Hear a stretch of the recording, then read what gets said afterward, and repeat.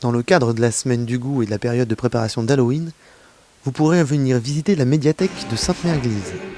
Elle vous accueillera chaleureusement et les participants au concours des citrouilles décorées pourront déposer leurs œuvres à la vue de tous. Votre atelier consiste en quoi? L'atelier consiste en l'écriture de recettes Halloween avec des mots dégoûtants, pâte d'araignée, qu'est-ce que c'est d'autre, crapaud, bœuf d'escargot, voilà.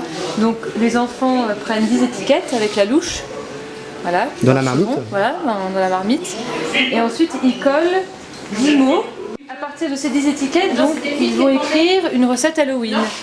Donc voilà, après c'est libre cours à leur imagination ou alors ils prennent modèle sur des recettes déjà existantes, c'est-à-dire qu'on a mis en modèle, en exemple, voilà. Et à travers ces recettes, ils peuvent aussi découvrir des termes culinaires, voilà. Le plaisir de la découverte? Exactement, et puis aussi de s'amuser, parce que là c'est vraiment un jeu. On peut même s'offrir une petite dégustation des confitures du coin. Et celle-là, alors, je croyais que c'était celle-là, la rhubarbe. C'est là, là. Bah, c'est-à-dire que celle-là, elle est plus cuite que celle qu'on fait, nous. Ah bon, moi, je la fais cuire. Moi, elle cuit 5 minutes chez moi. Bonjour Madeleine. Bonjour. Ça consiste en quoi cet atelier? Alors en fait, à faire découvrir aux enfants différents légumes et différents fruits, car beaucoup d'enfants ne connaissent pas. Donc on leur met ça dans une pochette. On leur met ça dans une petite pochette, vous voyez. On met dedans différentes choses et on leur fait plonger la main. Et il faut qu'ils découvrent ce que c'est, sans regarder. La patate douce, c'est quelque chose qu'on n'a pas l'habitude de manger. Le topinambour, c'était un légume pendant la guerre, ça remplaçait les pommes de terre, donc ils ne connaissent pas non plus. La mangue, peut-être un peu plus, mais je ne suis pas sûre, voyez-vous. Voilà, et puis alors, autre chose aussi que moi je connaissais quand j'étais petite, maman elle en avait, on appelait ça de l'amour en cage. En fait, le vrai nom c'est du physalise. Et ça se mange. C'est un légume, c'est un fruit? C'est un fruit. Et en fait, c'est orange. Hein, là, il est un petit peu décoloré. Hein. C'est orange et ça se mange. Ça se met en décoration sur un gâteau. Voilà. Et c'est très bon comme ça aussi. Plein de vitamines.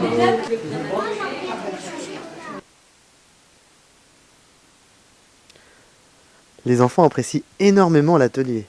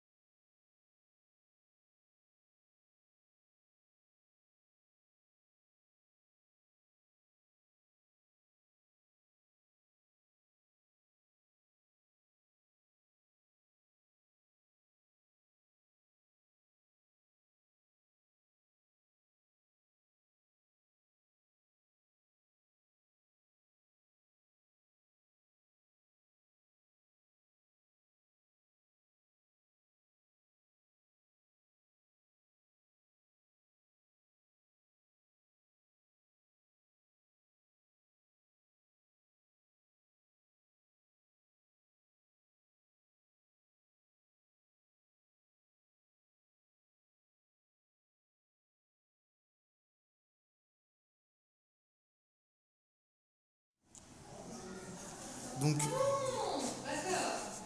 tous ces pains sont faits... Sont faits à Sainte-Mère.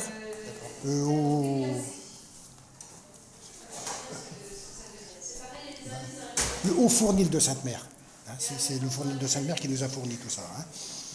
Donc, tous ces pains... Ce sont des pains pour déjeuner, pour dîner ou pour goûter? Pour tout le temps. Tout le temps, hein, pour tout le temps. Le matin, au petit déjeuner, vous pouvez prendre n'importe quelle sorte de pain. Vous pouvez même, le dimanche, prendre de la brioche. Hein, même en semaine, si vous voulez. Hein, gâche brioché, pain brioché. Hein, c'est parce qu'ils ont... Là, le tortillon, ce sont des petits pains qui sont à peu près longs comme ça. Gros, pas plus que ça.